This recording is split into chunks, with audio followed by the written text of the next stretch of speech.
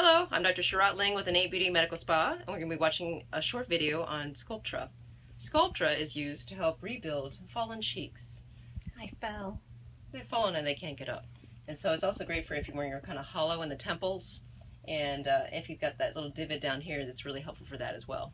It just takes a few injections in certain strategically placed spots, and it will help raise your cheeks.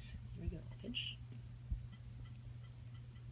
And it's down deep by the bone, and so what happens is that it builds up collagen. It makes your body create its own collagen in certain spots, which is nice because we all like cheeks.